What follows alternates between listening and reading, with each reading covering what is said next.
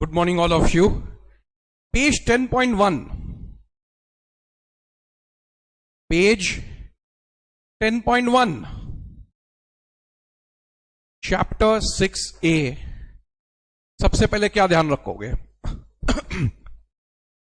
Chapter 6 से new regime में नहीं मिलता है. न्यू रेजाइम में सिर्फ दो डिडक्शन अलाउड है, 80 CCD2 और 80 JJAA. बोलो यस और नो. दूसरा बात, चैप्टर 6 से स्पेशल इनकम से नहीं मिलता है. लॉन्ग टर्म, शॉर्ट टर्म जिसमें STT लगाओ, विनिंग फ्रॉम लॉटरी, इससे चैप्टर 6 से नहीं मिलता है. चैप्टर 6 से स्पेशल इनकम से नहीं मिलता है. न्यू रेजाइम में नहीं मिलता है. न्यू रेजाइम में कौन सा मिलता है? 80 CCD2. ये है एम्प्लॉयर कॉन्ट्रीब्यूशन टू NPS. ये है एम्प्लॉयर कॉन्ट्रीब्यूशन टू NPS. स्वाभाविक बात है, ये तो कोई मेरा इन्वेस्टमेंट नहीं है. ये तो एम्प्लॉयर नहीं मेरे अकाउंट में रुपया डाला है. और JJAA जॉब क्रिएशन के लिए इसको क्यों रोकेंगे? इसको क्यों रोकेंगे? इसीलिए दो डिडक्शन न्यू रेजाइम में मिलता है. सबसे पहला सेक्शन कौन सा चैप्टर 6 का? 80C. 80C का डिडक्शन केवल इंडिविजुअल HUF को है. डन. इन्वेस्टमेंट के इसमें बहुत सारे ऑप्शंस हैं. इन्वेस्टमेंट में हम लोगों को मैक्सिमम 1.5 लाख तक का डिडक्शन मिलता है. इन्वेस्टमेंट में हम लोगों को मैक्सिमम 1.5 लाख तक का डिडक्शन मिलता है. पहला आइटम क्या है? LIC, self, spouse, children. चाहे लाइफ इंश्योरेंस कॉर्पोरेशन को दो, चाहे प्राइवेट इंश्योरर को दो.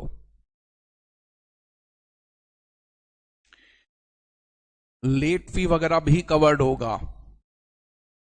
पॉलिसी 2 साल रहना चाहिए. 2 साल के पहले टर्मिनेट हो गया तो जो डिडक्शन मिला था वो वापस इनकम फ्रॉम अदर सोर्सेज बन जाएगा. कितना डिडक्शन मिलेगा? Maximum 20% of policy value. 12-13 के पहले लिया गया है तो 12-13 या उसके पहले, 12-13 के पहले, 12-13 में लिया हुआ है तो 10, उसके बाद लिया हुआ है तो 10, 15% डिसेबल्ड के लिए. एम्प्लॉयर कॉन्ट्रीब्यूशन इनकम है, एम्प्लॉय कॉन्ट्रीब्यूशन इन्वेस्टमेंट है. 80C मिलेगा. PPF में एक बात हमेशा ध्यान रखना, जमा करते समय 80C है, वापस आने पर एग्जेम्पशन है. NSC, NSS, national housing bank, NABARD, fix deposit, housing loan, tuition fees, Sukanya Samriddhi account 1.5 lakh. रुक जाओ. You have to understand, housing loan में खाली हाउसिंग लोन का प्रिंसिपल अमाउंट नहीं आता है, स्टैम्प ड्यूटी, रजिस्ट्रेशन फी भी आता है. इंटरेस्ट यहां नहीं मिलेगा, इंटरेस्ट HP में मिलेगा. जिस समय कंस्ट्रक्शन प्रोग्रेस में है उस समय पेमेंट करने पर कोई डिडक्शन नहीं है. कंस्ट्रक्शन कंप्लीट हो चुका तब मिलेगा. घर आप 5 साल के अंदर बेच नहीं सकते. 5 साल के अंदर घर बेच दिया तो एग्जेम्पशन कैंसल, वापस टैक्सेबल हो जाएगा 10 सोर्सेस में. Tuition fees, full time study in India, full time study in India, maximum 2 children, school, college, university, coaching centre covered नहीं है. और वो भी स्कूल, कॉलेज, यूनिवर्सिटी को भी जवाब देते हैं. आपको ध्यान रखना है, डोनेशन और डेवलपमेंट फी छोड़कर है. सुकन्या समृद्धि हो ही गया. टीयर 2 NPS थोड़ा सा समझ लें. टीयर 1 NPS है CCD में. CCD में tier 1 NPS. Tier 2 NPS is like somewhat like mutual funds, उसकी जैसे ही है. और इसमें क्या है ना, बोलने के लिए NPS है, इसमें जब चाहो रुपया वापस निकाल सकते हो. 60 साल के बाद क्या, बीच में कभी भी निकाल लो.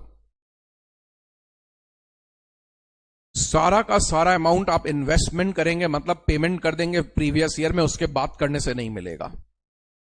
80C 1.5 लाख है. CCC है pension plans of LIC. 80C के प्लान में डेथ के बाद रुपया मिलता है. ट्रिपल सी में डेथ के बाद नहीं मिलता है, ट्रिपल सी में रिटायरमेंट के बाद मिलता है। ये पेंशन प्लान्स है, राइट? इसमें भी 1.5 लाख है। जब पेंशन मिलना स्टार्ट होगा वो अदर सोर्सेज में चला जाएगा। और 80C, ट्रिपल सी, CCD मिलाकर भी 1.5 लाख है। आपका आज का काम, आज का टास्क है, आपको यही लर्न करना है, रिवाइज भी करना है, लर्न भी करना है। बिलीव मी, घर में आप जो बहुत समय लगाएंगे, यहां पर मेरे साथ आपका तुरंत लर्न भी हो जाएगा। 80C, ट्रिपल सी सब लर्न करें, घर में जो देख रहे हैं वो लोग भी लर्न करें अभी संग में।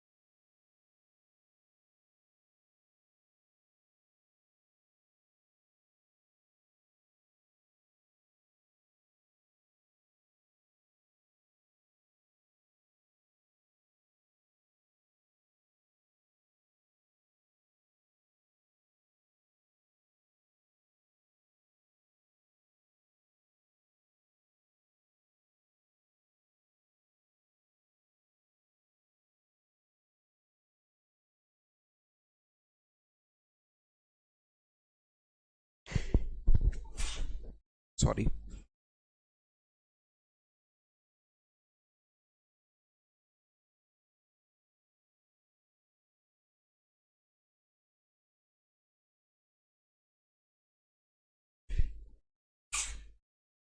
Sorry.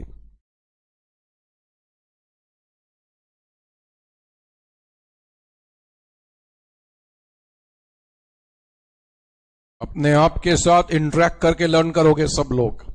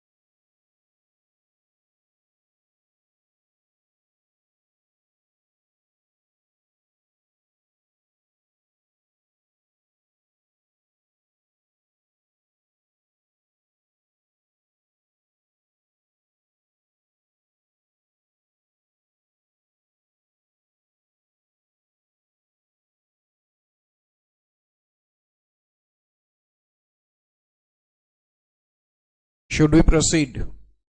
Should we proceed? I am asking you. 80 CCD, आप समझ लें 80 CCD में 3 भाग है। 80 CCD 1 है जहां आप सेल्फ एम्प्लॉयड है, खुद रुपया डाल रहे हैं, या नीचे की तरफ देखें आप एम्प्लॉई हैं तो भी आप खुद रुपया डाल रहे हैं। एज सच 80 CCD 1 क्या है? खुद रुपया डालना। और CCD 2 है जब एम्प्लॉयर रुपया डालता है। ठीक है, एम्प्लॉय जो रुपया डालेगा आपको CCD मिलेगा,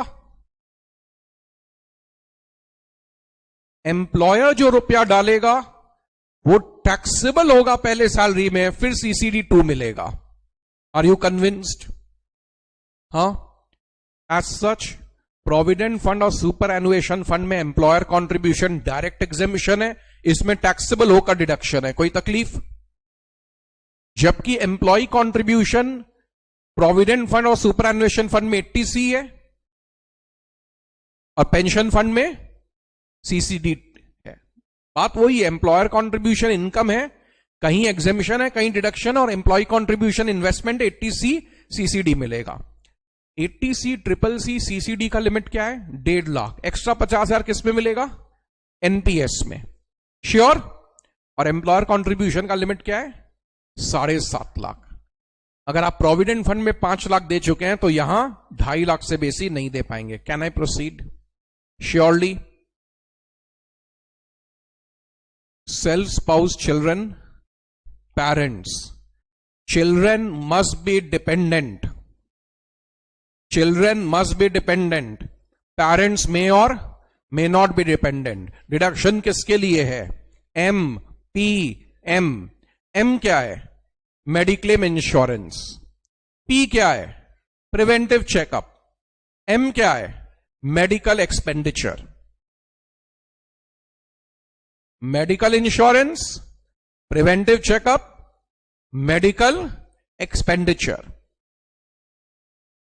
मेडिकल इंश्योरेंस कैश और चेक नहीं, इंश्योरेंस केवल चेक से देना है। मेडिकल एक्सपेंडिचर भी चेक से, प्रिवेंटिव चेकअप कैसे भी दे सकते हैं। तो डिडक्शन है एमपीएम के लिए, मेडिकल इंश्योरेंस चेक से, प्रिवेंटिव चेकअप कैसे भी, मेडिकल एक्सपेंडिचर सिर्फ सीनियर सिटीजन का जिनका इंश्योरेंस नहीं करवाया गया है। ठीक है। रिडक्शन कैसे है? 25 + 25, 25 + 50, 50 + 50, प्रिवेंटिव चेकअप 5। मान लो पेरेंट्स नॉन रेसिडेंट हैं, 75 ईयर्स के, तो भी 25 + 25 होगा, क्योंकि सीनियर सिटीजन के लिए जो डिडक्शन है वो नॉन रेसिडेंट को कभी नहीं मिल सकता है, क्योंकि non resident are not regarded as senior citizen. Senior citizen मतलब जो 60+ है और रेसिडेंट भी है। चलेगा? आपका टास्क मैं बता देता हूं, अपने आप को खुद सुनाओगे। 80C, ट्रिपल सी, सीसीडी और 80D याद है क्या? नेक्स्ट 5 मिनट 80C से 80D सेक्शन के साथ, सेक्शन नंबर के साथ।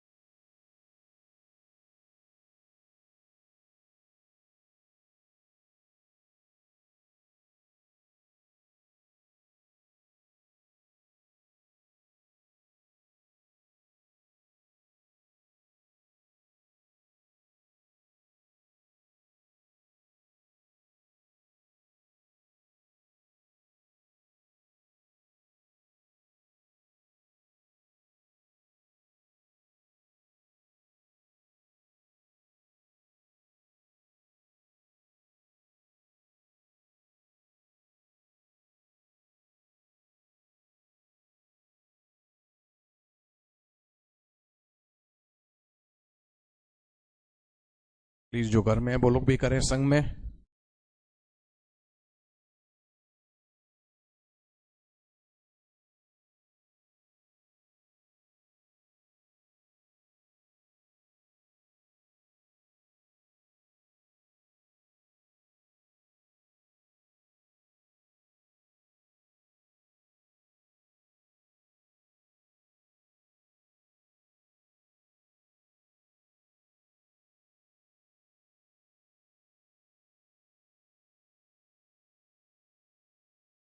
इसको हेल्थ इंश्योरेंस भी बोलते हैं, मेडिकल इंश्योरेंस भी बोलते हैं। Can I proceed ahead? Can I proceed ahead? Learn है, नहीं तो मेरे को बोल देना। हाँ, आई विल वेट। दोनों काम करना, लर्न एंड रिवाइज।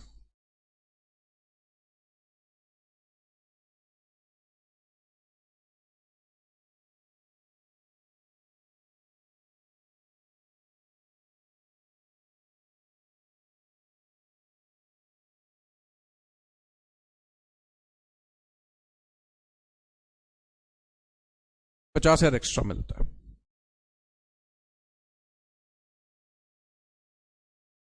एम्प्लॉय का खुद का भी हो सकता है। You now listen to me. 80D, मान लीजिए हिंदू अनडिवाइडेड फैमिली पेमेंट करता है। हिंदू अनडिवाइडेड फैमिली अगर पेमेंट करेगा तो उसके लिए तो सेल्फ स्पाउस चिल्ड्रन नहीं होंगे, उसके लिए तो फैमिली मेंबर्स ऑफ HUF हो जाएंगे।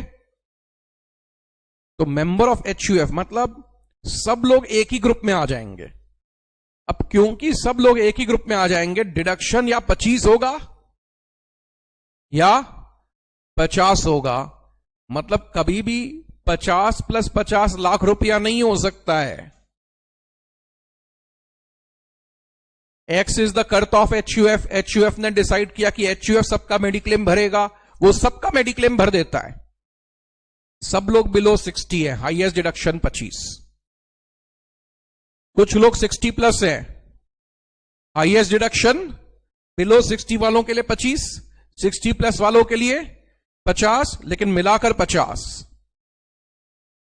HUF के लिए ये दो ग्रुप नहीं बनेगा, ऑल मेंबर्स ऑफ HUF बोलकर एक ही ग्रुप में आ जाएंगे। सब लोग बिलो 60 हैं तो 25, सब लोग बिलो 60 हैं तो 25।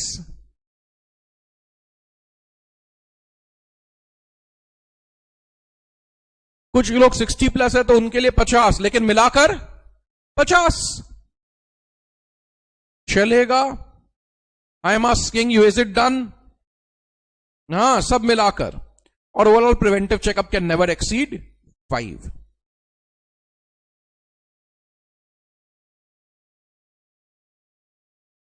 ऑब्वियसली अच्छा रहेगा अगर सेपरेटली कराए तो। 15 मार्च 22 को पॉलिसी लिया, 14 मार्च 23 को एक्सपायर कर रहा है। मे भी 2 प्रीवियस ईयर इन्वॉल्व है, लेकिन है तो एक ही साल का। क्योंकि एक ही साल इन्वॉल्व है, डिडक्शन उस साल मिलेगा जिस साल प्रीमियम भरेंगे। लेकिन जहां 1 साल से ज्यादा का हो जाए,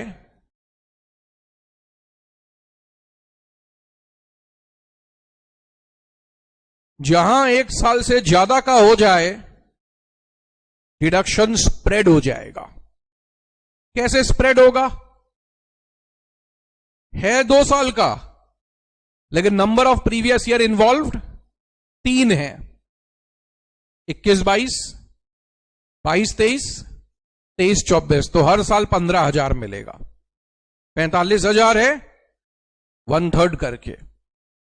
अगर 1 साल का पॉलिसी है तो जब प्रीमियम भरेंगे तब डिडक्शन मिलेगा। 1 साल से ज्यादा का है, you check number of previous year involved, you check number of previous year involved and spread it over the number of previous years. अब ये 5 साल का था, लेकिन जब आप 1 जून 22 को लेंगे तो 6 साल इन्वॉल्व हो जाएगा। 22-23, 23-24, 25-26, 26-27, ऐसे करके तो डिवाइडेड बाय 6 हो गया। If it is not clear, you have to tell me immediately. नहीं क्लियर है तो तुरंत बोलना, नहीं तो मैं आगे बढ़ रहा हूं। हाँ, सपोज तुम 22-23 को लिए, अगर 1 साल का होता तब तो ईयर ऑफ पेमेंट में मिल जाता। अब तुम 22-23 को लिए 5 साल का, तो ईयर कौन कौन सा इन्वॉल्व है? 22-23, 23-24।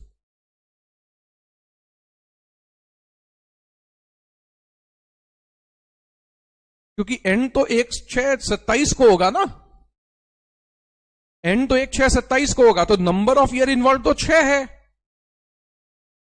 1 साल का पॉलिसी है तो डिडक्शन तब मिलता है जब प्रीमियम भरते हैं। 1 साल से ज्यादा का हो तो स्प्रेड करना है, आपको देखना नंबर ऑफ ईयर कौन सा इन्वॉल्व है। तो जब भी आप कोई बीच के डेट में लेंगे तो एक साथ बीच के साल में लेंगे तो एक साथ इतना 6 साल इन्वॉल्व हो गया। अगर 5 साल का लेंगे तो भी, क्योंकि एंड हो रहा है 1/6/27 को, वो 27/28 भी आ गया।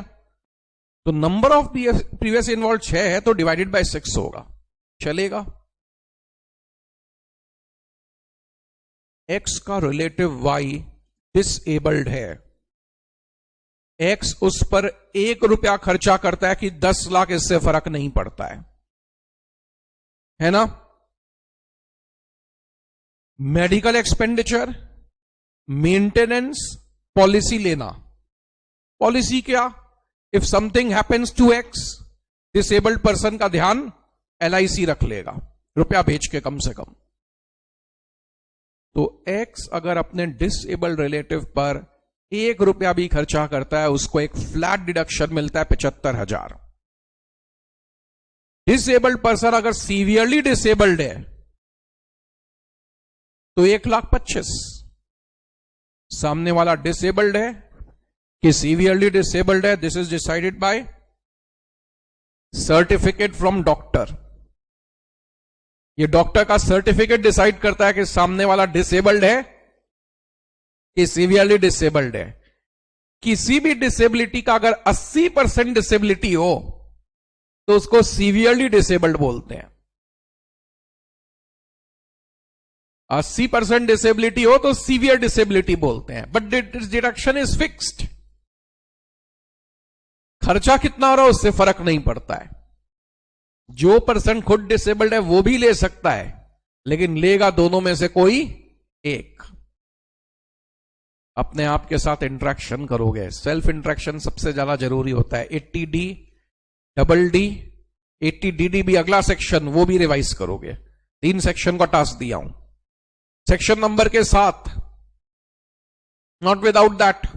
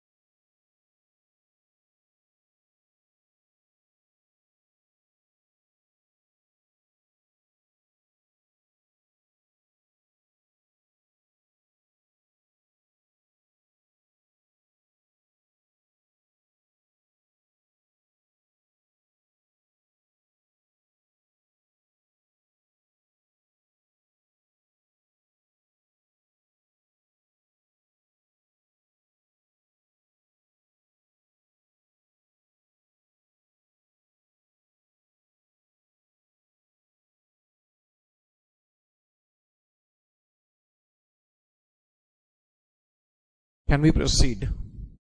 I am asking you, can we proceed?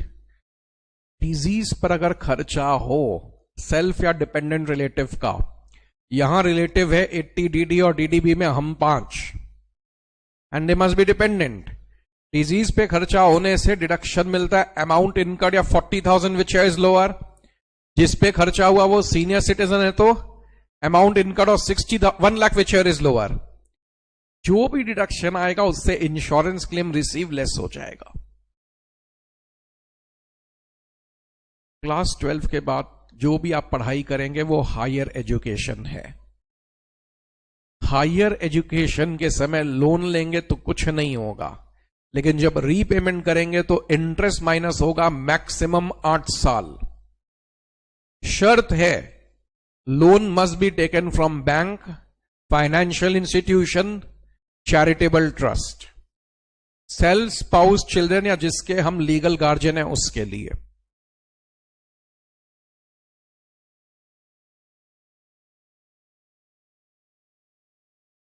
आपको लेट आउट प्रॉपर्टी में अनलिमिटेड इंटरेस्ट अलाउ होता है, इसलिए लेट आउट प्रॉपर्टी का इंटरेस्ट ऑलरेडी एचपी में ही अलाउ होगा। लेट आउट प्रॉपर्टी के लिए 80EE या EA देने का कोई लॉजिक ही नहीं है, क्योंकि लेट आउट प्रॉपर्टी के लिए आप ऑलरेडी एचपी में डिडक्शन लेकर बैठे हैं। लेकिन सेल्फ ऑक्यूपाइड में 2 लाख का लिमिट है ओल्ड रेजाइम में। मान लो कोई पहली बार घर खरीद रहा है, फर्स्ट टाइम कोई पहली बार घर खरीद रहा है, लोन 16-17 में लिया या 19 से 22 के बीच में लिया। ये बात ध्यान रखें, ये सैंक्शन का डेट है। फॉर एग्जाम्पल, अगर लोन सैंक्शन हो चुका है 31 मार्च 22 तक, लेकिन लोन का चेक आपको मिलता है 1 अप्रैल को, तो भी डिडक्शन मिलेगा। लोन इस समय तक सैंक्शन होना चाहिए। यह आपका पहला बार घर खरीदा जा रहा है, इसके पहले आपने घर खरीदा नहीं था, this is the first house. Loan आप banking company, housing finance companies वगैरह से ले रहे हैं फॉर परचेज, यहां कंस्ट्रक्शन कवर्ड नहीं है। पहले था लोन 35 क्रॉस न करे, घर का वैल्यू 50 क्रॉस न करे, अभी है 45 लाख घर का वैल्यू क्रॉस न करे।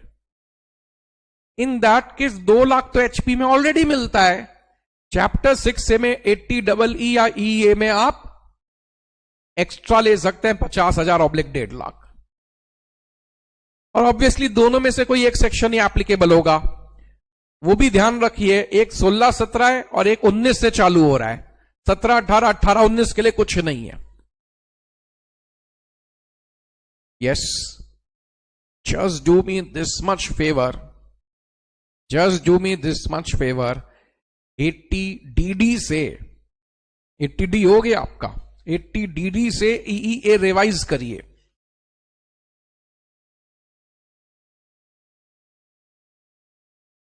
सेक्शन नंबर याद नहीं है तो मानिए रिवीजन नहीं हुआ। चैप्टर 6 से आपको सेक्शन नंबर संग संग में याद रखना है।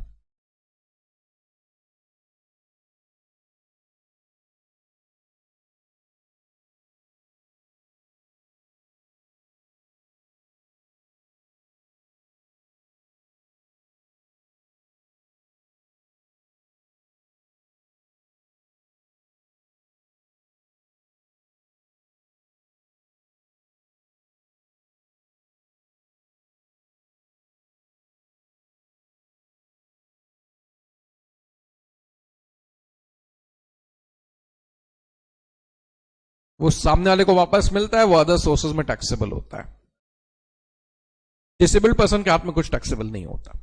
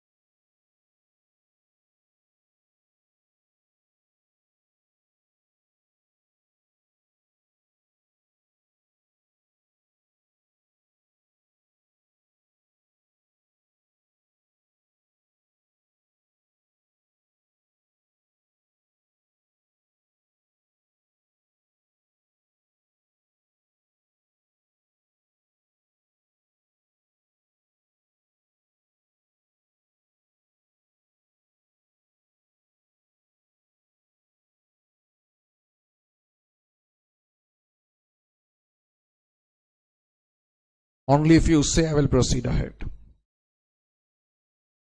याद है बोलो। 80 EEB इलेक्ट्रिक व्हीकल के लिए इंटरेस्ट का डिडक्शन 1.5 लाख है। It has to be personal. Why personal? क्योंकि अगर बिजनेस पर्पस के लिए तो ऑलरेडी वहां पर अलाउ हो चुका है। ये 19 से 23 के बीच में लोन लेना है। ये 19 से 23 के बीच में लोन लेना है।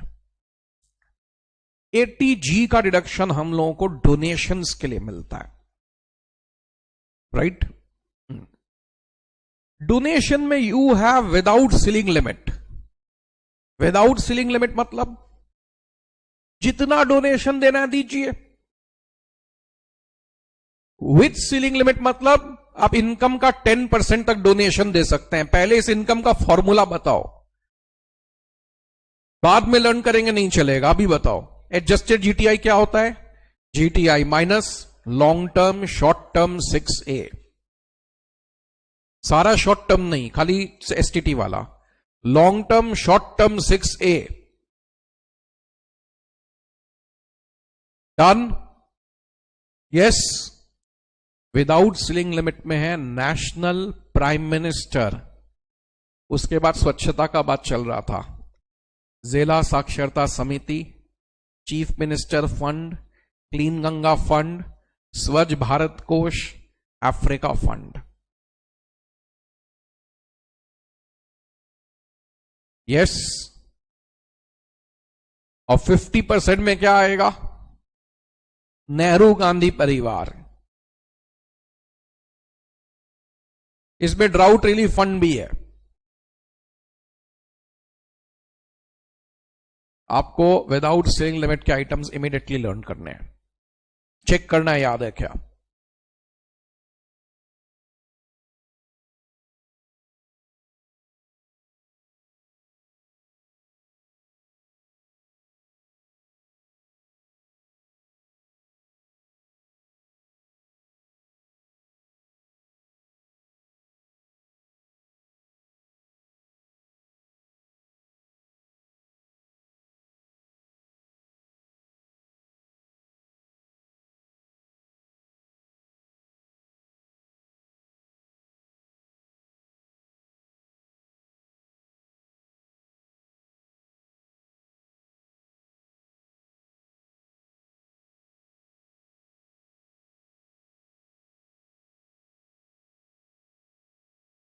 आई am asking you, without ceiling limit के क्या है? नेशनल प्राइम मिनिस्टर विद और नेहरू गांधी परिवार 150। विद में क्या है?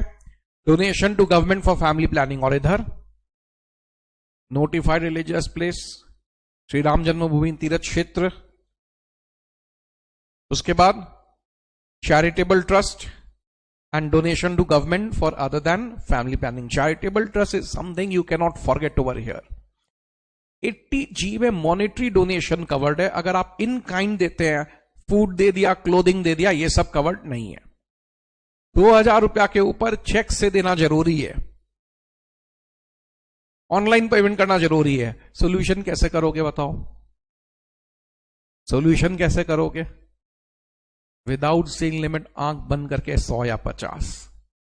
विद सीलिंग लिमिट जैसे ही आएगा पहले देख लेना एडजस्टेड जीटीआई का 10% कितना है। एडजस्टेड जीटीआई का 10% सर 50,000 आ रहा है। तुमने डोनेशन कितना दिया? 55। तो 50,000 का 100 या 50 होगा, डिपेंडिंग किसको दिए हो। यस और नो? अपने आप के साथ इंटरेक्शन करोगे। You must interact with your own self.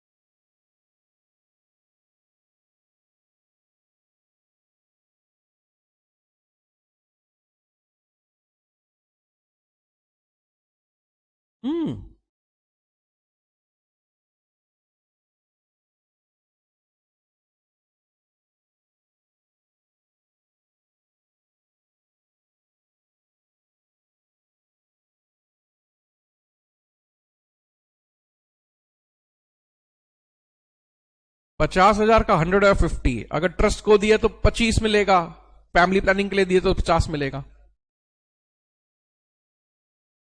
हम लोगों का चैप्टर 6 से मोर देन 50% हो गया है। मैं फिर से जो बोलूंगा, all of you do this much. 80D किसके लिए मेरे को बताओ? हेल्थ के लिए 25-25, 25-50, 50-50, प्रिवेंटिव चेकअप 5। 80DD किसके लिए? सेक्शन नंबर के साथ बोलो। 80DD किसके लिए? डिसेबिलिटी के लिए। डिसेबिलिटी के लिए डिडक्शन कितना है? फिक्स्ड है, फिक्स्ड 75/125। डॉक्टर का सर्टिफिकेट लेना पड़ेगा, डिसेबल्ड है उसके लिए। TDB बताओ, स्पेसिफाइड डिजीज, बड़े बड़े मेजर डिजीज के लिए मैक्सिमम 1 लाख और 40 less insurance claim. 80E interest on education loan for higher education का रीपेमेंट मैक्सिमम 8 साल। लोन किससे लेना है? Bank, financial institution, charitable trust से। किसी और से लोगे तो नहीं मिलेगा, है ना। इसके बाद क्लास 12 के बाद आप जो भी पढ़ाई किए, हायर एजुकेशन, ये सब तो हो गया, खैर सॉरी। 2 लाख HP में मिल रहा है, 50,000 80EE या EA में मिल सकता है। इलेक्ट्रिक व्हीकल का मैक्सिमम 1.5 लाख। 80G बताओ किसके लिए? डोनेशन के लिए, डोनेशन के लिए। विदाउट सीलिंग लिमिट डिडक्शन कितना है? 100 या 50। विद सीलिंग लिमिट 100 या 50। विदाउट में आंख बंद करके 150 है, विथ में पहले एडजस्टेड GTI निकालोगे। एडजस्टेड GTI का फॉर्मूला चेक करो, याद है क्या?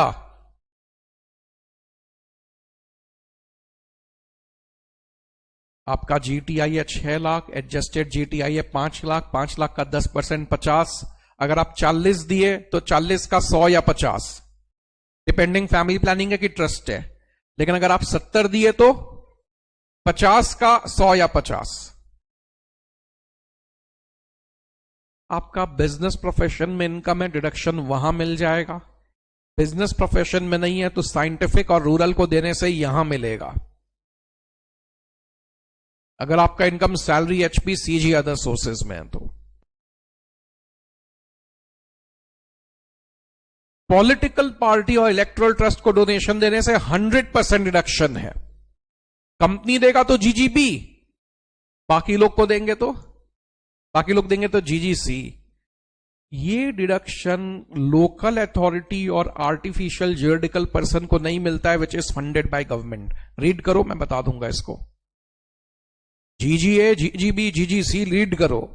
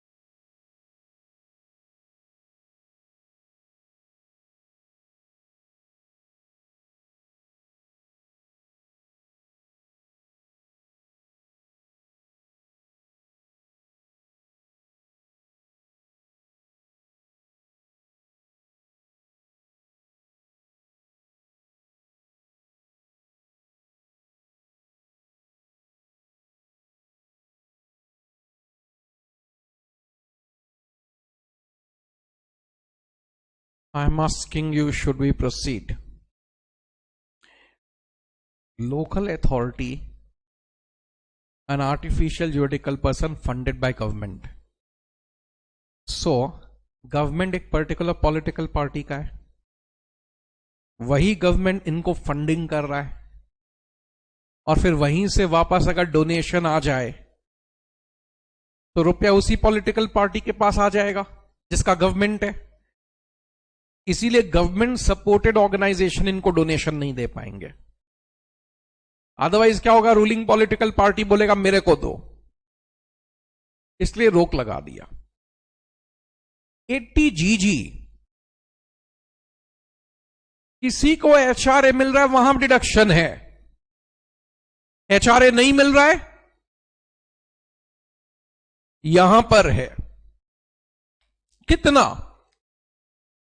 रेंट माइनस 10% ऑफ सैलरी की जगह rent minus 10% of adjusted GTI। उसके बाद 40-50% ऑफ सैलरी की जगह 25% ऑफ एडजस्टेड GTI, और लास्ट में 5,000 पर मंथ। एडजस्टेड GTI का फॉर्मूला क्या है? GTI minus long term short term 6 से। Do me this much favour, 80GGA और GG ये दोनों अभी लर्न करो, सेक्शन नंबर के साथ लर्न होना चाहिए।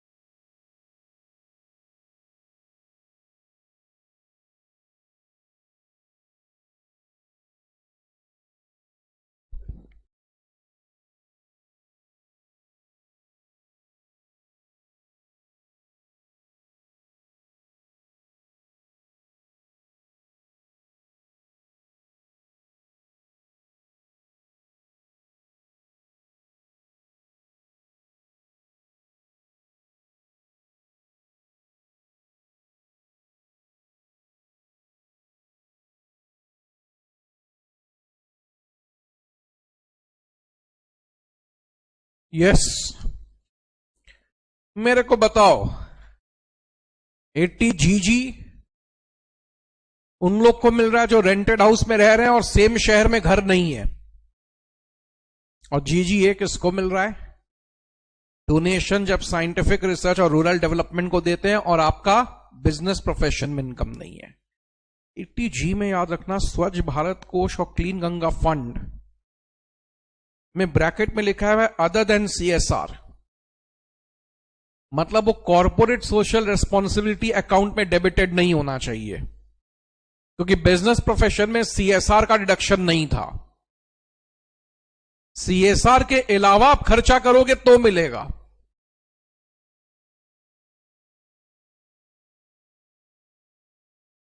QQB और RRB ऑथर और साइंटिस्ट का इनकम है। मैं रिपीट कर रहा हूं, QQB और RRB ऑथर और साइंटिस्ट का इनकम है। ऑथर ने किताब लिखकर पब्लिशर को दे दिया, साइंटिस्ट ने इन्वेंशन करके कंपनी को दे दिया। पब्लिशर आपका किताब बेचेंगे या कोई कंपनी आपका प्रोडक्ट बेचेगा तो बदले में आपको रॉयल्टी देगा। QQB में आपने किताब लिखा है साइंस, आर्ट्स और लिटरेचर पर। QQB में आपने किस पे किताब लिखा है? साइंस, आर्ट्स, लिटरेचर पर।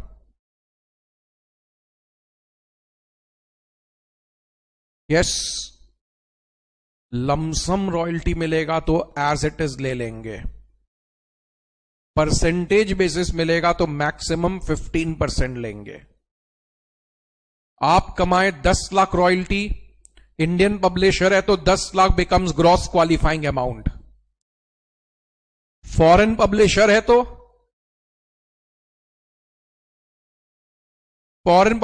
तो 10 लाख रॉयल्टी है, 6 लाख लेके आए तो gross qualifying amount is 6 lakh. सोचो एक्सपेंसेस इनकर किया 50,000, 5.5 लाख, 5.5 और 3 विच इज लोअर 3। जो सॉल्यूशन QQB का वही सॉल्यूशन RRB का, विथ वन डिफरेंस। QQB में 15% का रेस्ट्रिक्शन है, RRB में नहीं है।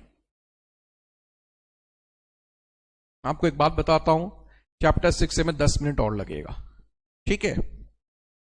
AMT में ऐसे भी हम लोगों को बेसी समय लगना नहीं है, छोटा सा ही चैप्टर है, और फिर income from exempted from tax बचेगा। टाइम है हम लोगों के पास। You do me this much favour, 80G से RRB तक इंटरेक्ट करो। किसी का रीडिंग नहीं किया हुआ QQB RRB रीडिंग करो, आप पर है। 5 सेक्शन रिवाइज करो या 2 रीड करो, बट आप इसको घर के लर्निंग के हिसाब से सोचो मेरा हो जाए। अभी फर्स्ट लर्निंग यहां कंप्लीट है, ऐसा करो।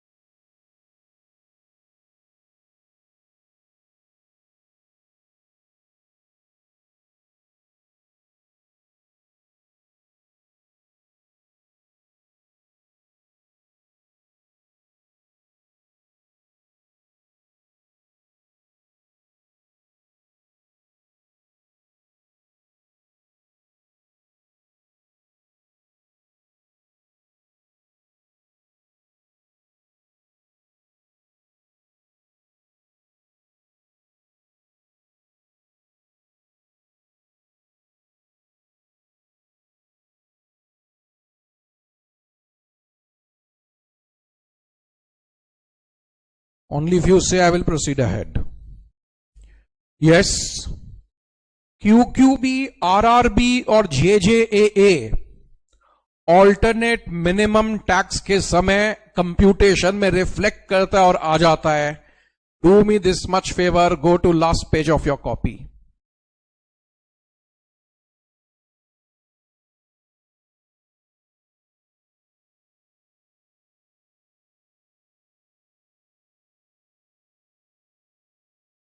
Do me this much favor.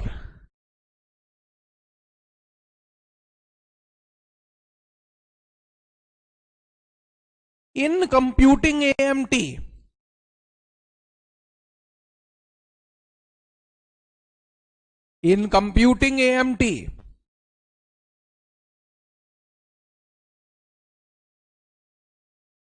deductions which are added, deductions exemption, ठीक है डिडक्शन ही लिख दो कोई बात नहीं, deductions which are added are, बोलो 10AA, 10AA, comma 35AD less depreciation, 35AD less depreciation, ठीक है, कॉमा। अब अब सुनो, चैप्टर 6A में एक एक्सपेंडिचर बेस्ड होता है कि इनकम बेस्ड होता है? समझ गए मेरे बात को? तो income based deduction chapter 6A का कौन सा एडबैक होता है? QQB, RRB, JJAA। अब ऐसा है ना, JJ नौकरी देने पर है यानी खर्चा करने पर है, लेकिन AMT में इसको इनकम बेस माना गया है। तो income based deduction under 6A being 80 QQB,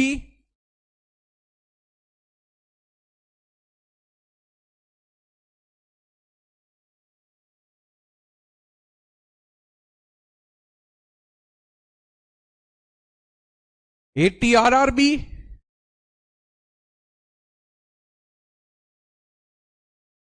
80 JJAA। बस इतना ही, और कोई सेक्शन AMT में मत कंसिडर कर लेना खुद से। CMA में, CS में आगे कुछ सेक्शन और आएंगे, वो बाद में आएंगे, छोड़ दो भी। लेकिन अदरवाइज CA में और CMA CS में भी मेन सेक्शन तो यही है।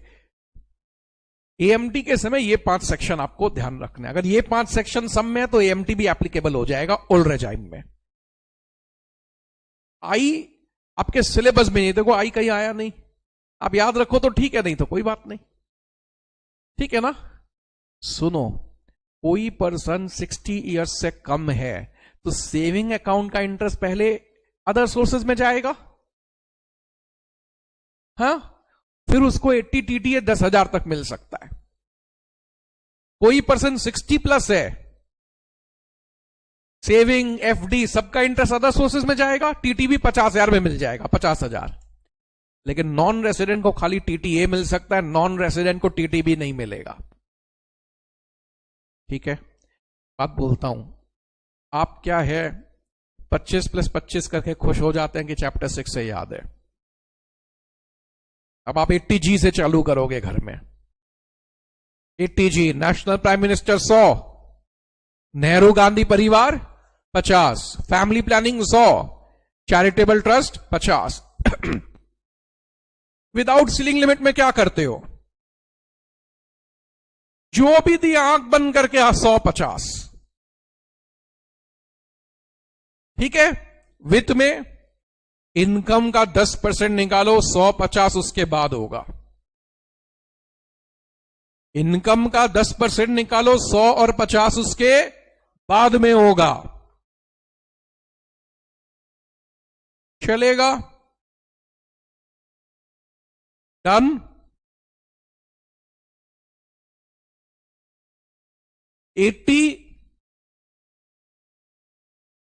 GG 80GG क्या है? आप रेंटेड हाउस में रह रहे हैं, सेम शहर में घर नहीं है, फॉर्मूला चेक करो, याद है क्या? अब बिना देखे या चेक करो। Rent minus 10% of HSTGTI 5,000 per month, 25% of adjusted GTI। Political party को दोगे तो 100%। Rural development fund, scientific research institute, business profession है तो वहां, नहीं तो यहां। ऑथर को रॉयल्टी इनकम का डिडक्शन मिलता है 80 QQB में।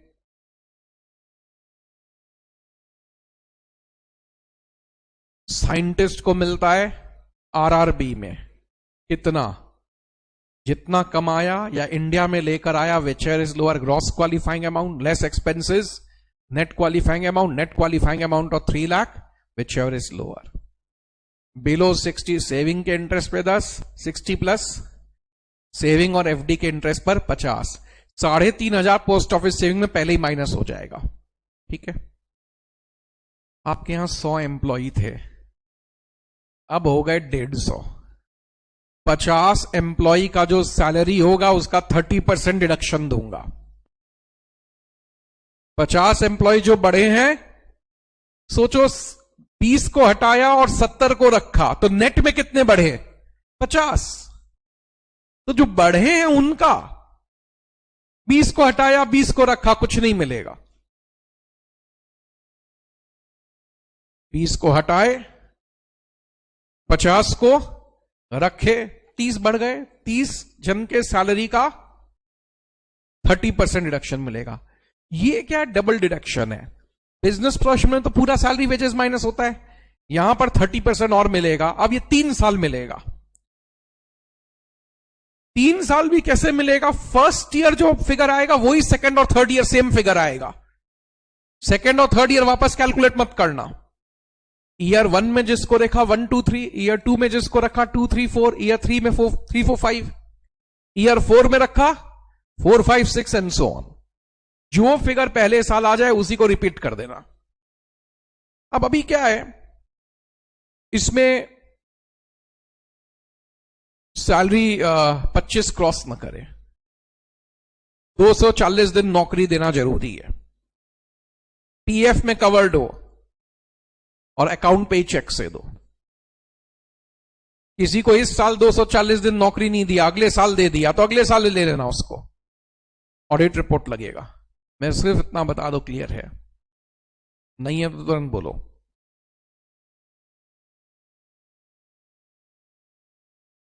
तो वहां अलग मिल रहा है, यहां अलग मिल रहा है 30%। चैप्टर 6 से हमारा यहां कंप्लीट होता है। फॉर द लास्ट टाइम जितने एम्प्लॉइज बढ़े उनके सैलरी का 30% फॉर 3 इयर्स, सैलरी 25 क्रॉस न करे, पीएफ में कवर्ड हो, अकाउंट पे ही चेक से दो, 240 दिन नौकरी देना पड़ेगा, मिलेगा।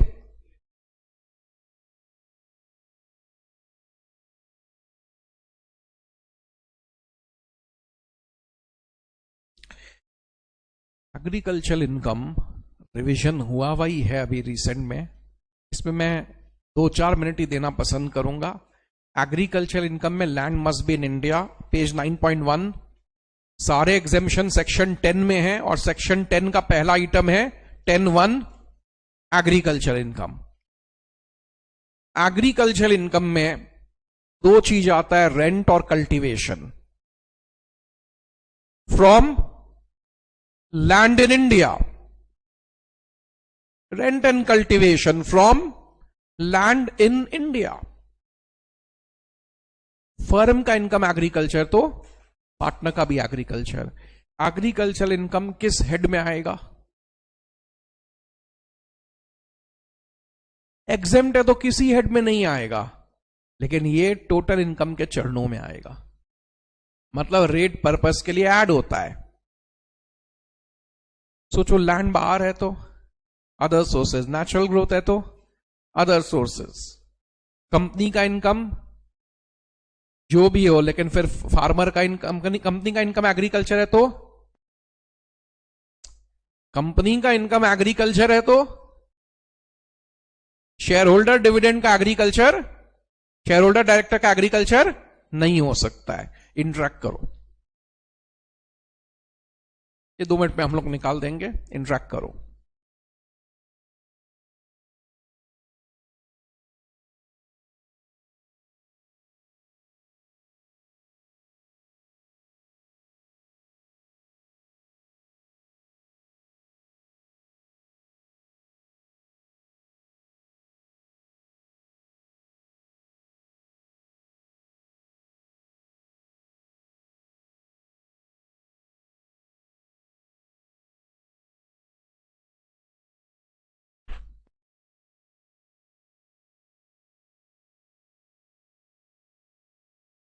नेक्स्ट पेज तुरंत रेशियो भी लर्न कर लोगे। नेक्स्ट पेज तुरंत रेशियो भी लर्न कर लोगे, अब बोलना नहीं पड़े। Growing agriculture, manufacturing business, growing manufacturing, दोनों रेशियो ये इनकम टैक्स के फेमस रेशियोज हैं। You will not be allowed to forget these. समझ रहे मेरे बात को?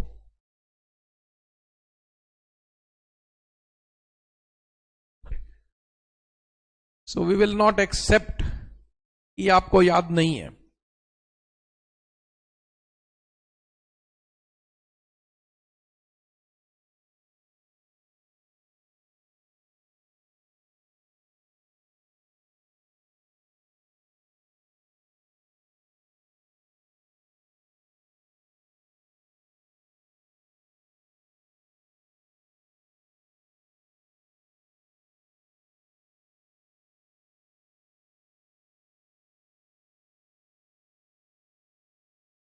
ठीक है, मेरा बात केयरफुली सुनना। रेस्ट सारे बिजनेस में, बोलो, रेस्ट सारे बिजनेस में मार्केट वैल्यू मेथड है। क्या है market value method? EMC, agriculture income is market value minus cost, business income is sale minus market value. Agriculture income is market value minus cost, business income is sale minus market value. अगर agriculture income 5,000 से ज्यादा हो और non agriculture income 2.5 lakh से ज्यादा हो तो एक बार एग्रीकल्चर इनकम ऐड हो जाता है, फिर वापस लेस हो जाता है। फायदा क्या हुआ? मोस्टली ऐड होते समय 20-30% लग जाता है, लेस होते समय 5-10% लेस होता है, तो in effect you are paying more taxes. So do me this much favour, 5 minute पूरा ही चेक करो, 9.1 से 9.3 तक लर्न है क्या?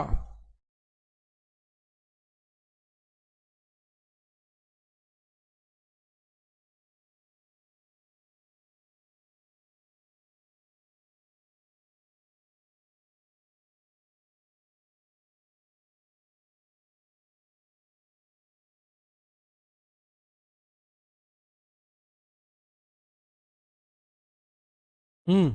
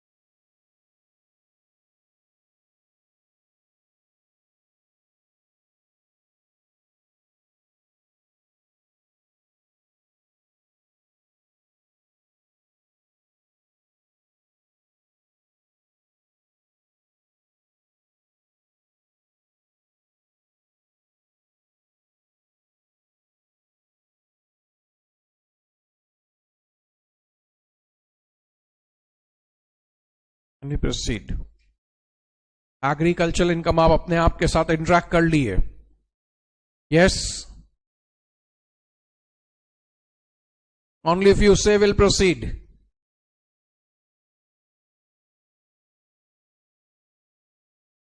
रेंट एंड कल्टीवेशन, फर्म का इनकम एग्रीकल्चर तो पार्टनर का agriculture, tea coffee rubber ratio, बाकी का मार्केट वैल्यू मेथड। एक बार जोड़ेगा, एक बार माइनस हो जाएगा। फर्म HUF AOP अपना टैक्स भर चुके हैं, इसलिए मेंबर के हाथ में शेयर ऑफ प्रॉफिट एग्जेम्प्ट है।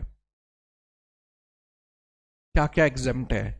Interest on non resident external account. NRI बाहर बैठा है, इंडिया में अकाउंट खोला, नॉन रेसिडेंट एक्सटर्नल अकाउंट, उसका इंटरेस्ट एग्जेम्प्ट है। PPF और सुकन्या समृद्धि अकाउंट 2 आप खुद से चेक कर लोगे। PPF 2 लर्न कर लेना। PPF और सुकन्या समृद्धि अकाउंट उस समय छुड़वाया हुआ था, but now if you see you can recollect. जमा की 80C वापस आया एग्जेम्पशन। Post office saving bank, now you can recollect TTA में जो सीखा हुआ है। 2 और 6 आपको लर्न करना है। ऑफशोर बैंकिंग यूनिट होता है किसी का स्पेशल इकोनॉमिक जोन में किसी बैंक का अगर ब्रांच है तो। SEZ में जिसका ब्रांच है वहां पर आपने फिक्स डिपॉजिट करवाया तो उसका इंटरेस्ट एग्जेम्प्ट रहेगा। आप 1 से 7 तक लर्न करें।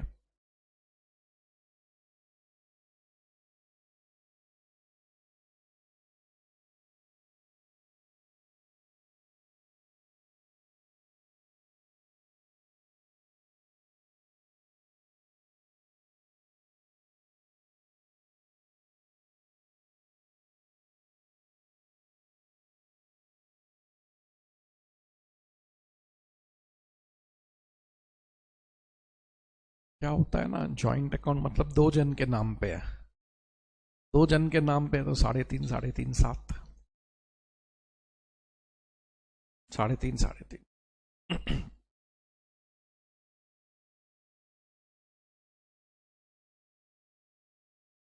अगर आप इनकम एक ही के फाइल में दिखाते हो तो 7 हो जाएगा।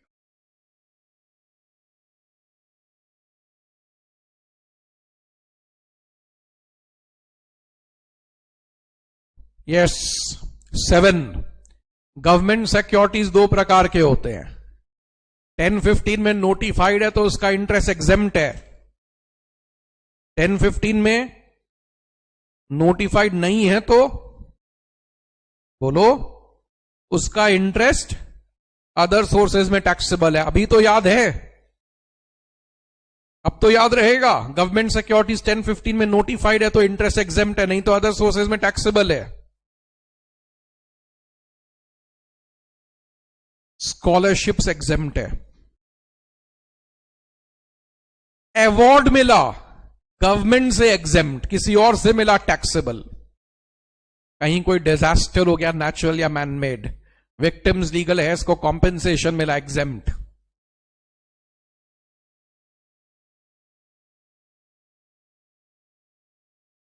एमपी एमएलए के लिए डेली और कॉन्स्टिट्यूएंसी अलाउंस एग्जेम्प्ट है ओल्ड रेजाइम में। इंटरेक्ट करो अपने आप के साथ। ये पूरा पेज लर्न है क्या? पूरा पेज में 15 आइटम है, आपको 10-12 लर्न हो जाए अभी काफी है, 1-2 घर में कर लेना।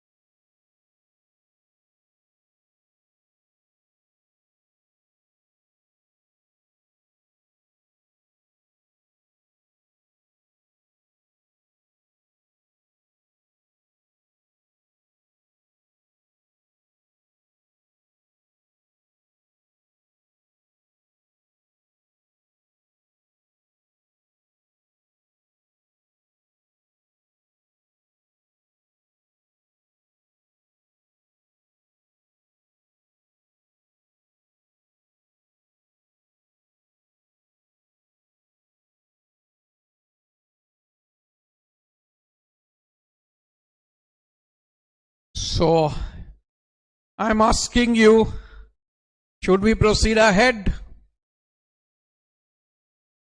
LIC का रुपया प्रीमियम भरेंगे तो रिडक्शन मिलता है एसएससी को, रुपया वापस आएगा डेथ पर तो एग्जेम्प्ट है। मैच्योरिटी पे तभी एग्जेम्प्ट है जब प्रीमियम पॉलिसी वैल्यू के 10 या 15% को क्रॉस न करे। एग्जाम्पल स्टडी करना। पहले बताओ, शेयर ऑफ प्रॉफिट्स एग्जेम्प्ट है फर्म एचयूएफ एओपी का। पीपीएफ सुकन्या समृद्धि अकाउंट का रुपया मिलने पर एग्जेम्प्ट है। पोस्ट ऑफिस में 3.5, non resident external account, scholarship, awards, disaster का compensation, daily constituency allowance to MP MLA. सुनो, गवर्नमेंट सिक्योरिटीज 1015 में नोटिफाइड है तो उसका इंटरेस्ट एग्जेम्प्ट है, नहीं तो अदर सोर्सेज में टैक्सेबल है। गुड। 2 देखो एग्जांपल।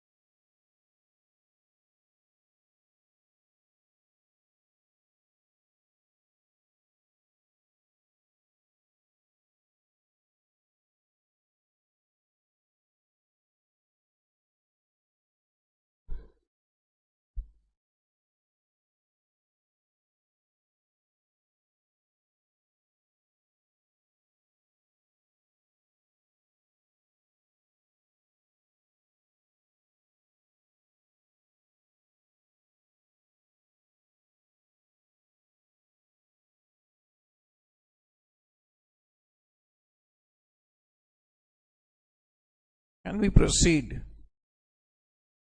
1 लाख का पॉलिसी वैल्यू है, 9,000 प्रीमियम है, तो डिडक्शन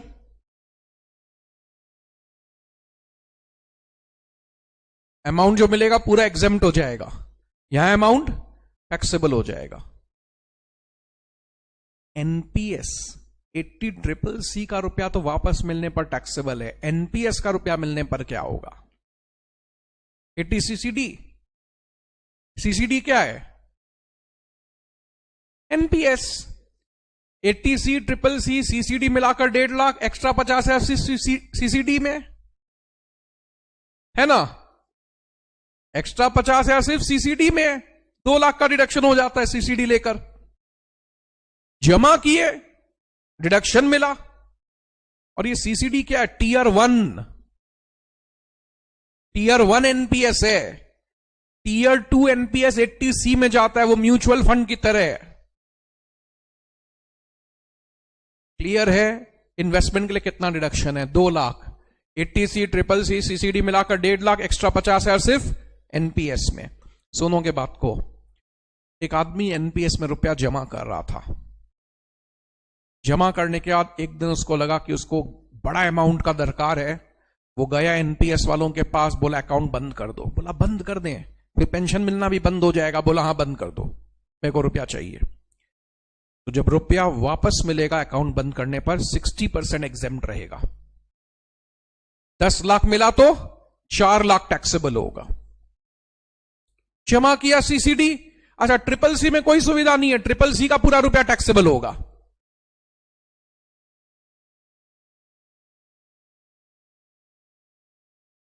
सीसीडी गवर्नमेंट का खुद का प्रोजेक्ट, एक प्रकार का प्रमोटेड सॉर्ट ऑफ, या एनकरेज करता है गवर्नमेंट इसको, इसीलिए उसमें एक्स्ट्रा डिडक्शन भी दे दिया ताकि 2 लाख हो जाए। और बोला 50,000 सिर्फ इसी में मिलेगा। वापस मिलने पर भी आदमी गया, बोला अकाउंट बंद कर दो, पूरा रुपया वापस करो। चलो, वो पूरा रुपया वापस किया, 10 लाख, 6 लाख एग्जेम्प्ट रहेगा। डेथ पे लीगल हेयर्स को रुपया वापस मिल गया, एग्जेम्प्ट। लेकिन हर महीना जो पेंशन कमाते हो वो टैक्सेबल होगा। 60 साल का हो गया, अब हर महीना पेंशन मिल रहा है, वो टैक्सेबल है अदर सोर्सेज में। 2 लाइन में 3 स्टेटमेंट है, चेक करो।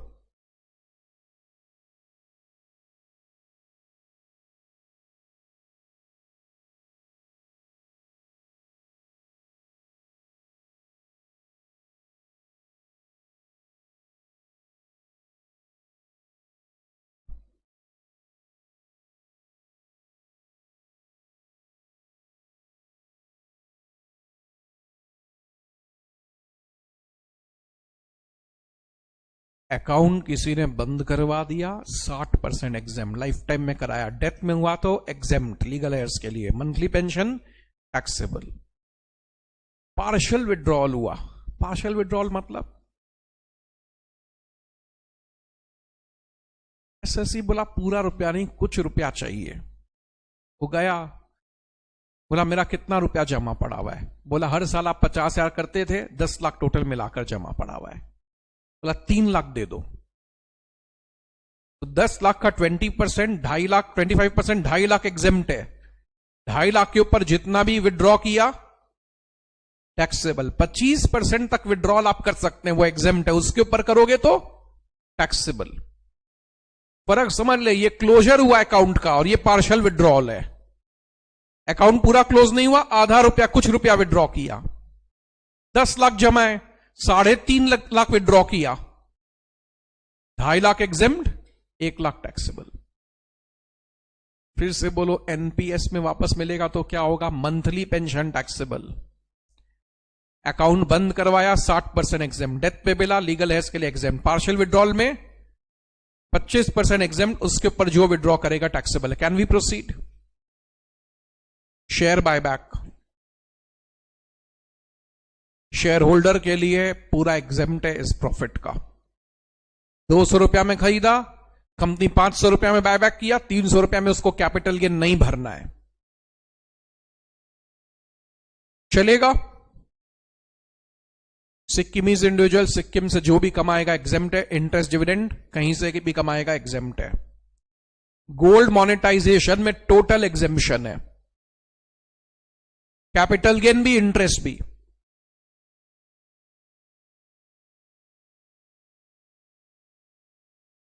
यस, आप अपने फिंगर टिप्स पे चेक करो, LIC से लेकर यहां तक लर्न है क्या, उसके पीछे का लर्न हो गया, कोई बात नहीं है।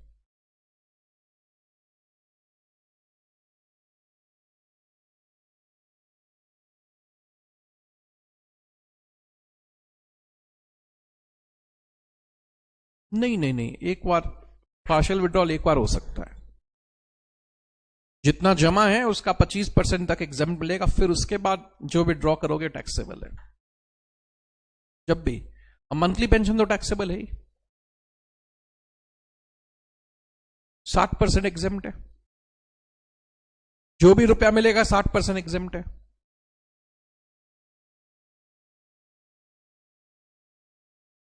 साठ साठ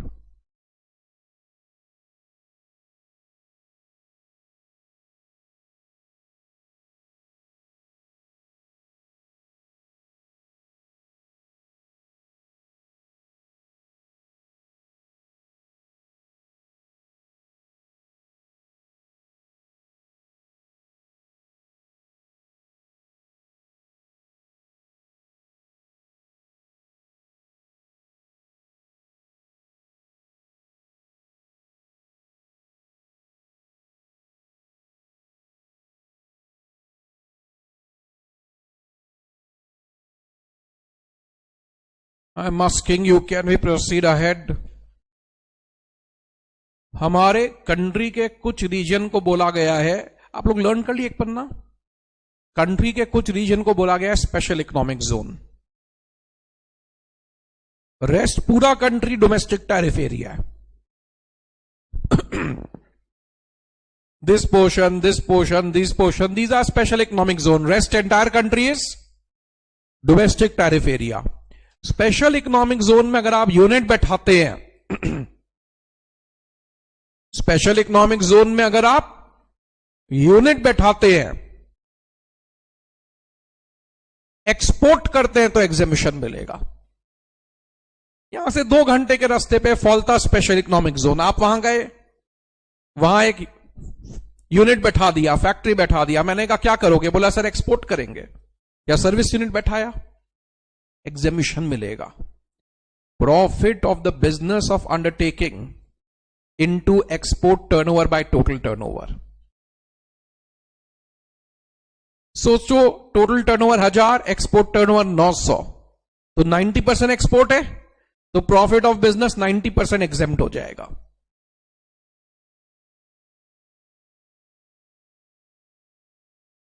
%90 एग्जेम्पशन मिल जाएगा।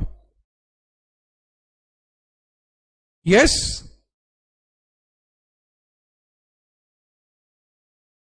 पांच साल इस फॉर्मूला का 100%, 5 साल इस फॉर्मूला का 50, 5 साल फॉर्मूला का 50 या transfer to reserve, whichever is lower.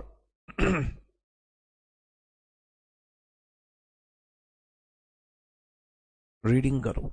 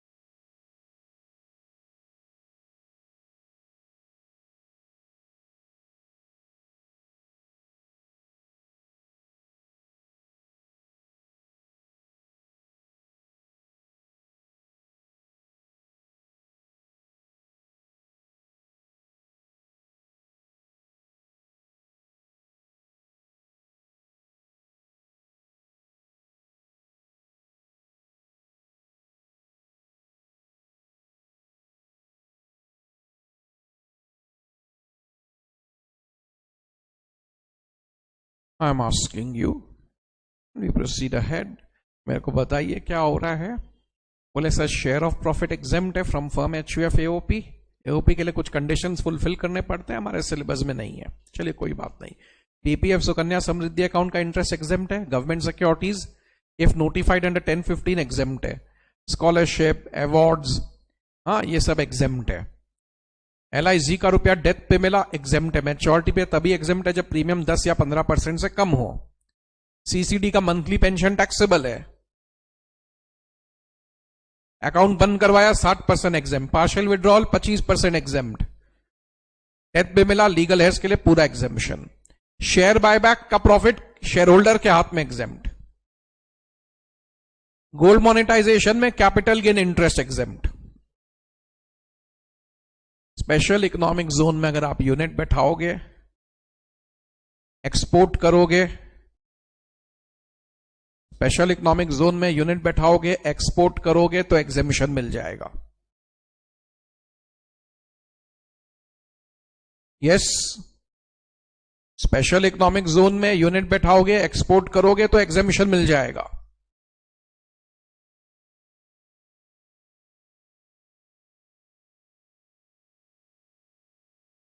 वहां पे यूनिट बैठा के एक्सपोर्ट करना है।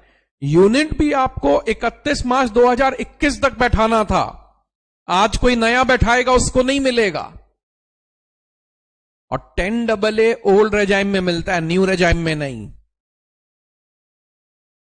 AMT के जितने भी हैं ऐसे भी ओल्ड रेजाइम में मिलते हैं, न्यू रेजाइम में नहीं। AMT में जो जो एड बैक होते हैं। फिर से बताओ, 2021 तक जिसने भी स्पेशल इकोनॉमिक जोन में यूनिट बैठाया,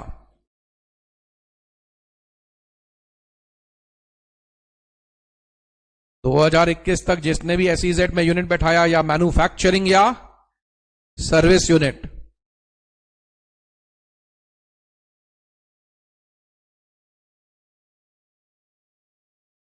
एक्सपोर्ट किया तो एग्जेम्पशन कितना है? Profit of business into export turnover by total turnover. सोचिए आपका टोटल टर्नओवर 100 है, एक्सपोर्ट 900 है, लेकिन फॉरेन करेंसी में 600 आया। 600 बाय 1000, 600 बाय 1000 इंटू प्रॉफिट। 5 साल फॉर्मूला का 100, फिर 50, फिर 50 और transfer to reserve which is lower. ये सम है। टोटल और DTA दिया हुआ है। SEZ is the balancing figure. DTA का 20 lakh as it is taxable है। DTA का 20 lakh as it is taxable है, लेकिन SEZ का क्या होगा? SEZ का क्या होगा? 80 lakh into export turnover by total turnover. 80 lakh नहीं, 60 लाख होगा। SEZ का फिगर है, टोटल दिया हुआ है ना, इसलिए SEZ का जो प्रॉफिट आएगा into export turnover by total turnover, exemption मिल जाएगा, बैलेंस अमाउंट टैक्सेबल हो जाएगा। Can I proceed ahead? इसमें क्या होता है, कोई बाहर खर्चा करते हैं वो सब हम लोग माइनस कर देते हैं। जैसे एक्सपोर्ट 900 का है, उसमें 50 खर्चे हुए हुए आपके, इंश्योरेंस, ट्रांसपोर्ट, ये सब का, तो हम लोग 850 लेंगे। सिर्फ गुड्स का वैल्यू लेना है आपको। जो एक्स्ट्रा चार्जेस रीइंबर्समेंट्स टाइप के हैं, टेलीकॉम, इंश्योरेंस वगैरह, वो नहीं लेना है। ये सब आप देख लोगे। बट टी और कॉफी बिजनेस में कोई सब्सिडी मिलता है तो एग्जेम्प्ट होता है।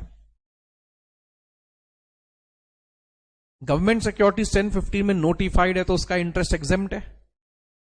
1015 में बहुत सारे नोटिफाइड है, लेकिन मेन 54 EC वाला पक्का याद रखना। जिन जिन बॉन्ड्स में इन्वेस्टमेंट करने से 54 EC मिलता है, जिन जिन बॉन्ड्स में इन्वेस्टमेंट करने से 54 EC मिलता है, उसका इंटरेस्ट भी एग्जेम्प्ट होता है। याद रहेगा?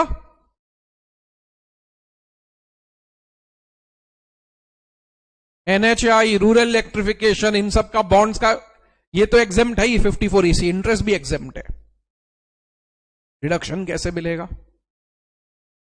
सर एग्जेम्प्ट इनकम का डिडक्शन मिलता ही नहीं है।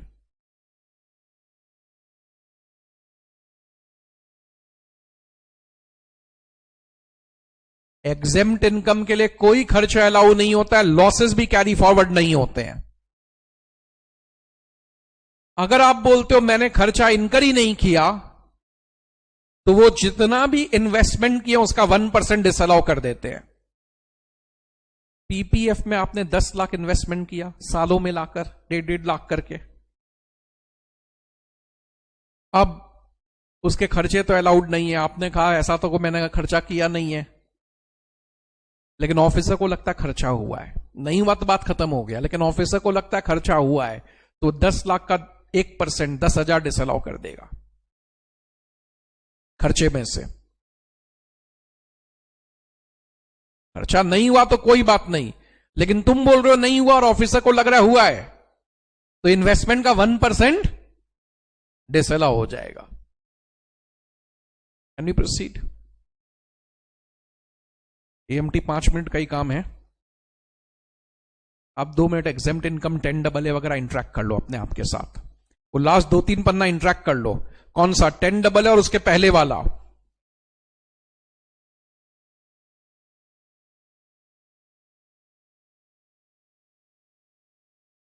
एक्चुअली एग्जेम्प्ट इनकम है तो खर्चा अलाउ होगा नहीं। अब क्या है, तुम्हारे बहुत सारे इन्वेस्टमेंट्स हैं, फिक्स डिपॉजिट भी है, पीपीएफ भी है, सुकन्या समृद्धि भी है, गवर्नमेंट सिक्योरिटीज भी है। कुछ इनकम तुम्हारा एग्जेम्प्ट है, कुछ टैक्सेबल है, और तुम्हें एम्प्लॉय को भी रख के रखा है जो सब मैनेज करेगा इन्वेस्टमेंट्स। तो एम्प्लॉय का सैलरी अगर टैक्सेबल इनकम को एट्रीब्यूटेबल है तो एग्जेम्प्ट इनकम को भी एट्रीब्यूटेबल है। तो एग्जेम्प्ट इनकम को एट्रीब्यूटेबल है, बट तुम बोल रहे कुछ भी एट्रीब्यूटेबल नहीं है, और ऑफिसर को लगता है एट्रीब्यूटेबल है, तो वो करेगा इन्वेस्टमेंट का 1%। एग्जेम्प्ट इनकम जिसपे आता है उस इन्वेस्टमेंट का 1% डिसअलाउ कर देगा, क्योंकि एग्जेम्प्ट इनकम के लिए खर्चा अलाउ नहीं होता है, लॉसेस भी कैरी फॉर्वर्ड नहीं होता है। 10AA और उसके पहले जो दिए हुए हैं 2-5 मिनट रिवाइज करो।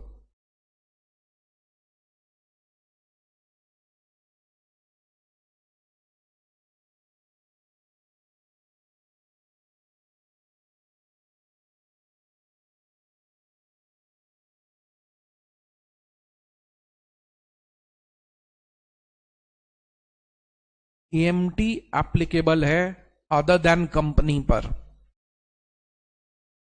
जो लोग ओल्ड रेजाइम में जाएंगे उन पर 13.1।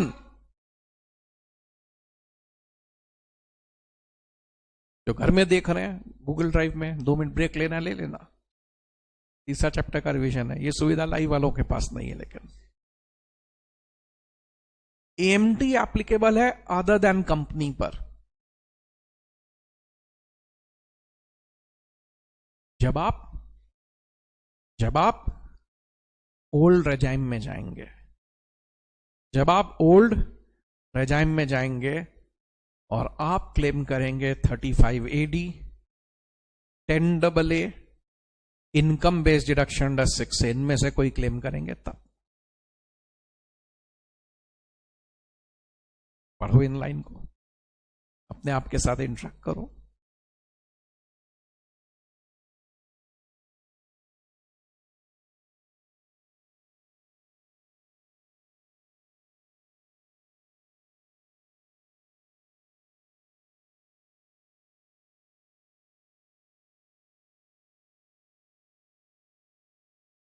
अब आप एक इंडिविजुअल हैं, मैंने पूछा किस रेजाइम में हो, बोले सर ओल्ड रेजाइम में है। न्यू रेजाइम में तो मिलते ही नहीं है, ये ओल्ड रेजाइम में सर हम। ओह, इंडिविजुअल हो, ओल्ड रेजाइम में हो, और इनमें से कोई डिडक्शन लिया? बोला हाँ सर लिया। अब आपके 2 कंप्यूटेशन करेंगे हम। एक normal 5 heads of income chapter 6 total income tax, और दूसरा AMT होगा। AMT में क्या करेंगे, इसका जो टोटल इनकम आया उसी को स्टार्टिंग पॉइंट मानेंगे।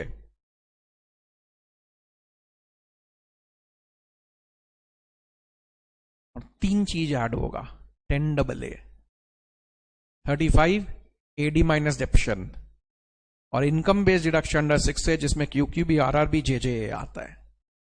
मेरा बात समझिएगा, 80G ऐड बैक नहीं होगा, क्योंकि 80G 80D ये सब एक्सपेंडिचर बेस्ड है, इनकम बेस्ड नहीं है। तो 6 से केवल 3 डिडक्शन ऐड हो रहे हैं। इसको बोला जाएगा एडजस्टेड GTI, 18.5% टैक्स लगाया जाएगा। कौन सा लेंगे?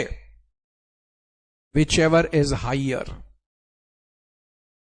जो ओल्ड रेजाइम में है 3580 10AA लिया है, उनका दो कंप्यूटेशन किया जाए, एक नॉर्मल एक एएमटी, और टैक्स देना है विच एवर इज हाइयर। पहले नॉर्मल करो, फिर जो टोटल इनकम है उसी में से ऐड करोगे 10AA 3580 और income base to get adjusted GTI. Firm पर हमेशा एप्लीकेबल है, इंडिविजुअल एचयूएफ पे जब एडजस्टेड जीटीआई 20 लाख से ज्यादा हो। इसके 3 रेट हैं, 18.5 कोऑपरेटिव सोसाइटी के लिए 15, 18.5 कोऑपरेटिव सोसाइटी के लिए 15,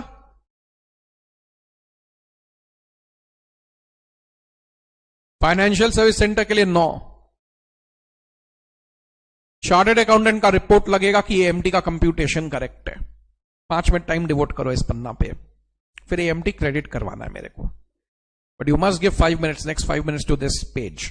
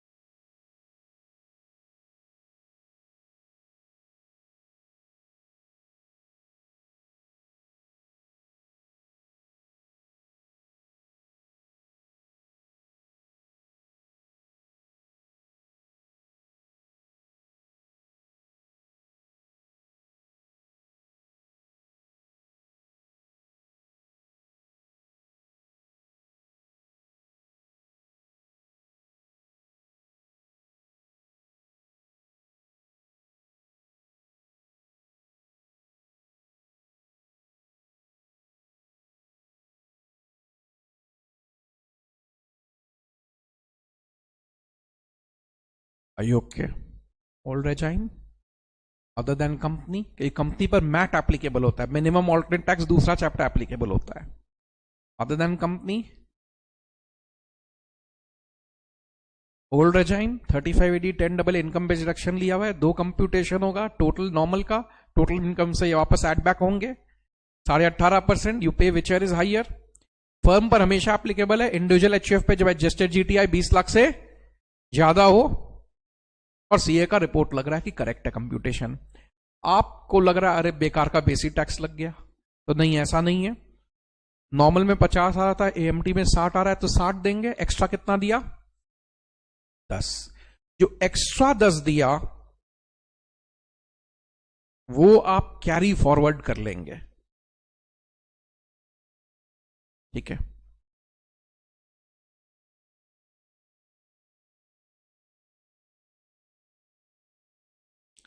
ये जो 10 है, जिस साल नॉर्मल हायर होगा सेट ऑफ ले लोगे,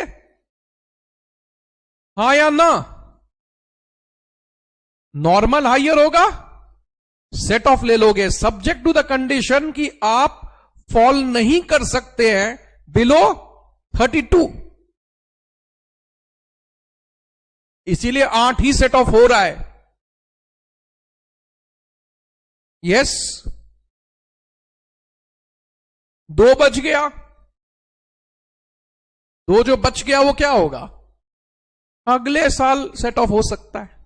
ऐसे एएमटी क्रेडिट 15 साल कैरी फॉरवर्ड होता है, लेकिन एएमटी क्रेडिट पे गवर्नमेंट आपको कोई इंटरेस्ट नहीं देगा, 15 साल कैरी फॉरवर्ड हो सकता है। जैसे इस साल 60 एएमटी हायर देना पड़ा ना, तो जो एक्स्ट्रा 10 दिया वो सेट ऑफ हो सकता है जब नॉर्मल हायर हो जाए उस समय। कितना सेट ऑफ होगा? 8 ही सेट ऑफ हो सकता है। 32। ठीक है ना? Thank you everyone. Next over 2-3 days, I would suggest by Monday you do this much. Today is Saturday. By Monday you do this much. Revise these 3 chapters. उसके बाद क्या है ना, we can take up revision of the smaller chapters like residential status, clubbing, set off. बारी बारी से हम लोग ले सकते हैं उनका रिवीजन. पहले आप इसका तैयारी कर लो. Thank you.